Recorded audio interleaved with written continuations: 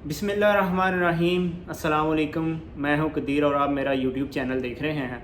तो आज हम आपके लिए बहुत बड़ी खुशखबरी लेके आए हैं। यकीन करें कि वाकई ये बहुत बड़ी खुशखबरी है कि दुबई के जो वीज़े हैं वो ओपन हो चुके हैं। यानी आपको जैसे कि पहले ही मालूम है कि विज़िट वीज़ा जो रेड लिस्ट कंट्री थे उनके लिए भी विज़िट वीज़ा भी ओपन हो चुके हैं। और आज हम बात करेंगे एम्प्लॉयमेंट वीज़ा के हवाले से वो ओपन हो चुके हैं कि नहीं, और उनकी प्राइसेस क्या है, और हम कितने में उनको परचेज़ कर सकते हैं, किधर से हासिल कर सकते हैं। जो फ्रीलांसर वीज़ा हैं उनका क्या प्रोसीजर होता है और जो एम्प्लॉयमेंट वीज़ा होते हैं उनका क्या प्रोसीजर होते हैं। तो इस पे हम आज डिटेल से बात करेंगे। मज़ीद वीडियो आगे जाने से पहले आपसे एक रिक्वेस्ट है कि अगर आप हमारे चैनल पर नए हैं तो चैनल को सब्सक्राइब कर दें और बेल के आइकन को प्रेस कर दें। जी, तो आज बात करते हैं कि विज़िट वीज़ा, क्योंकि आप सबको जैसे कि मालूम है एक्सपो आ रहा है, तो इन्होंने 5 अगस्त से फ़्लाइट्स ओपन की। अभी एक पूरे मंथ बाद आप इन्होंने एम्प्लॉयमेंट वीज़ा भी ओपन कर दिया है। इससे पहले ही इन्होंने विज़िट वीज़ा भी रेड लिस्ट कंट्री के लिए भी ओपन कर दिया। इंडिया, बांग्लादेश, पाकिस्तान, नेपाल वगैरह जो कंट्री आते हैं इनके लिए, सबके लिए तो विज़िट वीज़ा ओपन हो चुका था, ठीक है। लेकिन निकल भी रहा है, फैमिली वीज़ा भी ओपन हो चुका था। लेकिन बहुत से लोगों को ये इंतज़ार था कि विज़िट वीज़ा पे भी जाके जॉब मिलना ना मिलना ये एक सेपरेट क्वेश्चन होता है। लेकिन बहुत से लोगों का ये भी पूछना था कि एम्प्लॉयमेंट वीज़ा कब ओपन होंगे, जो कि एक लंबे अरसे से आप कह सकते हैं कि सालों से बंद थे। तकरीबन 2.5 साल से जो एम्प्लॉयमेंट वीज़ा थे वो बंद थे।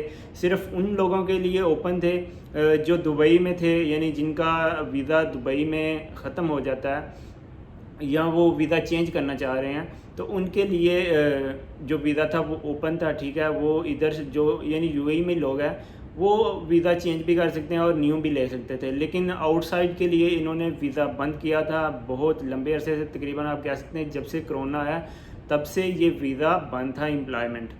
लेकिन अभी रिसेंटली इन्होंने 5 सितंबर से अनाउंसमेंट कर दी है कि जो एम्प्लॉयमेंट वीज़ा है वो भी इन्होंने ओपन कर दिए हैं। तो अभी सबसे पहले लोग पूछते हैं कि जी एम्प्लॉयमेंट वीज़ा में जो जिसको हम आज़ाद वीज़ा कहते हैं, फ्रीलांसर वीज़ा, उसका क्या प्रोसीजर होता है।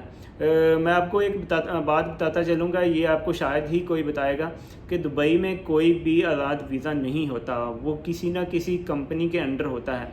लेकिन वो क्या क्या करते हैं कि फ़ॉर एग्ज़ाम्पल मेरी कंपनी है, तो मैंने एक आदमी को वीज़ा दिया, ठीक है।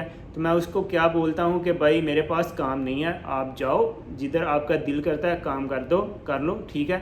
उसके लिए जो गवर्नमेंट की तरफ से रूल होता है कि आप एक एनओसी, जो आपका स्पॉन्सर है वो आपको एक एनओसी दे देता है कि आप जाएं, मेरी तरफ से आप आज़ाद हैं, जाके जिधर मर्ज़ी काम कर सकते हैं क्योंकि मेरी कंपनी में काम नहीं है।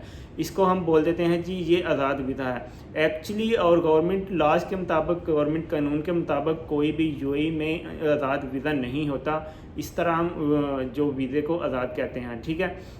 और दूसरा एम्प्लॉयमेंट वीज़ा होता है। फॉर एग्ज़ाम्पल मेरी कंपनी है और मुझे काम के लिए कुछ कारपेंटर चाहिए, पेंटर चाहिए, प्लम्बर चाहिए, तो मैं उनको वीज़ा पे हायर कर लेता हूँ। उसके लिए भी 2-3 तरीक़ाकार होते हैं कि मैं फॉर एग्ज़ाम्पल अगर 10,000 फ़ीस है वीज़ा की, या वीज़ा वाले लेते हैं, ठीक है, तो उसमें कहता हूँ मैं कि जी 4 से 5 हज़ार जो है आप पे कर दें, बाकी मैं अपने से पे करके आपको वीज़ा दे देता हूँ और आप मेरी कंपनी के अंडर काम करेंगे, ठीक है। यानी आप मेरे अंडर ही काम करेंगे, आप बाहर नहीं जाके कर सकते, ये होता है, ठीक है। और कुछ लोग जो फुल वीज़ा की फ़ीस होती है, मैं एग्जांपल दे रहा हूँ, 10,000 है, तो वो फुल कहते हैं जी हमें पे कर दें, हम पे करते हैं, ठीक है, तो आप हमें फ्री कर दें, यानी हम आपके अंडर काम नहीं करेंगे, हम कोई भी काम कर सकते हैं, हमें कोई आपकी कंपनी के हम पाबंद नहीं हैं, ठीक है। ये होते हैं 2 किस्म के वीज़ा, ये एक कंपनी का वीज़ा हो गया और जिसको एक हम आज़ाद वीज़ा कहते हैं, फ्रीलांसर वीज़ा कहते हैं, ये उसका सिस्टम है एक्चुअली में, ठीक है। अभी जो विज़िट वीज़ा है वो तो आप किसी भी एजेंट से जाएंगे तो वो आपको दे देगा, ठीक है। लेकिन एम्प्लॉयमेंट वीज़ा का बहुत बहुत ही कम जो है एजेंसीज़ हैं जिनके पास अथॉरिटी होती है, या जो एजेंसीज़ हैं वो आपको दे सकती हैं। मैंने देखा कि यकीन करें बहुत से लोग कई कई साल तक वीज़ा के लिए देर करते हैं। किसी का कोई अंकल है, किसी का कोई कज़न है, कोई है, तो वो कहता है जी मैं आपको वीज़ा दे दूंगा, लेकिन वो बहुत डिले करता है, तंग करता है। कभी पैसे ले लिए, आज वीज़ा अप्लाई करने जा रहा हूँ, कल वीज़ा निकालने जा रहा हूँ, ये करने जा रहा हूँ, वो करने जा रहा हूँ, लेकिन आपको वीज़ा बहुत देते हैं तो बहुत देर बाद, पहली बात तो देते ही नहीं हैं, ठीक है। तो इसके लिए मैं आपको एक सिंपल सा प्रोसीजर बताता हूँ कि आपको कैसे, अगर तो आपने किसी सिक्योरिटी एजेंसीज वगैरह में, कंपनी वगैरह में जॉब के लिए कंपनी का वीज़ा लेना है, तो इस्लामाबाद, रावलपिंडी और जो है लाहौर में जो ट्रस्टेड ऑफिस हैं कुछ हैं, ठीक है। उनमें से जाके आप, क्योंकि जो दोस्त आते हैं उनके थ्रू उनसे मेरी बात हुई तो उन्होंने कहा कि वाकई वो ट्रस्टेड लोग हैं और वो आपको वीज़ा प्रॉपर देते हैं।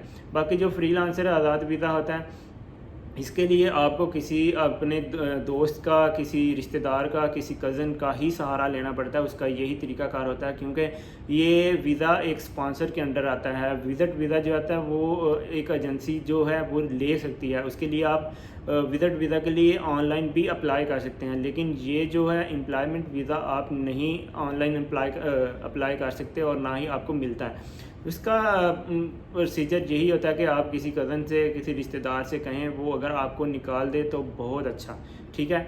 नहीं तो आप हमारे से भी रब्ता कर सकते हैं। अगर आपको फ्रीलांसर आज़ाद वीज़ा चाहिए, कंपनी का वीज़ा चाहिए, तो आप हमारी भी सर्विसेज ले सकते हैं। मैं ये काम नहीं करता, मैं यकीन से कह रहा हूँ, बिल्कुल सच बोल रहा हूँ कि मैं ये वीज़ों का काम नहीं करता, ठीक है। लेकिन मैंने कुछ स्टोरी सुनी, उसके बाद मैंने सोचा कि क्यों ना कुछ लोगों, मुझे खुद यकीन करें, मुझे खुद 1 साल वेट करना पड़ा विज़िट वीज़ा के लिए, ठीक है। क्योंकि हम लोग ट्रस्ट नहीं पाकिस्तान में कर सकते। जो एजेंसीज होती हैं, जो ट्रैवलर होते हैं, टूरिस्ट जो वीज़ा देते हैं, ठीक है, हम लोग कहते हैं नहीं चलो किसी रिश्तेदार से ले लेंगे, ताकि थोड़ा सा ट्रस्ट तो होता है उन पर, ठीक है, कि वो पैसे लेके भागेंगे नहीं या खाएंगे नहीं। एजेंटों के हाथों से लुटने से अच्छा कि किसी रिश्तेदार को दे दो, ठीक है। लेकिन रिश्तेदार भी नहीं देते। मैं 1 साल मैंने वेट किया अपना विज़िट वीज़ा के लिए, उसके बाद भी मुझे नहीं मिला विज़िट वीज़ा। किसी को मैंने कहा था, ठीक है, यानी किसी एजेंट को नहीं, किसी ट्रैवल एजेंट को नहीं, कोई और था, ठीक है, तो उसने नहीं दिया। उसके बाद मैं ख़ुद गया और मैंने ट्रैवल एजेंट से बात की, उसने मुझे 15 से 20 दिन में वीज़ा दे दिया, ठीक है। मैंने जो एम्प्लॉयमेंट वीज़ा है उनके, जो फ्रीलांसर वीज़ा है उसके हवाले से भी बहुत सुना है कि मैंने 2 साल वेट किया यार, पैसे दे दिए, बोलता आज दूंगा वीज़ा, कल दूंगा, आज दूंगा, कल दूंगा, इस तरह करके 2-3 साल, 1-2-3 साल ऐसे ही गुजर जाते हैं, लोग वीज़ा नहीं देते। लेकिन मैंने उसके बाद ये डिसाइड किया कि अगर मैं दे सकता हूँ किसी को वीज़ा, मेरे पास इतनी कैपेबिलिटी है, तो मैं उन लोगों की मदद करूँगा जिनको लोग लूटते हैं या पैसे लेके उनको वीज़ा नहीं देते। अगर देते भी हैं तो 2-2, 3-3 साल उनको वेट करना पड़ता है। इसलिए मैं सिर्फ इस वीडियो में ये आपको कह रहा हूँ, मैं नहीं कहता कि आप मेरे से वीज़ा लें, आप कहीं से भी, जिधर से भी अच्छा आपको वीज़ा मिलता है ले लें, ठीक है। अगर आपके पास कोई भी ऑप्शन नहीं है तब आप मेरे से कांटेक्ट कर सकते हैं। मैं आपको इंशाल्लाह ट्रस्टेड वीज़ा होगा और गारंटी के साथ होगा, आपको किसी किस्म की कोई परेशानी नहीं होगी, ठीक है। इसके साथ ही मुझे दीजिए इजाज़त। अपना बहुत सारा ख्याल रखिएगा, अपने इस चैनल का भी। अगर आप हमारे चैनल पर नए हैं तो प्लीज़ चैनल को सब्सक्राइब कर दें, इससे हमारे मोटिवेशन मिलती है, हम मज़ीद आपके लिए वीडियो लेके आते हैं। अल्लाह हाफिज़।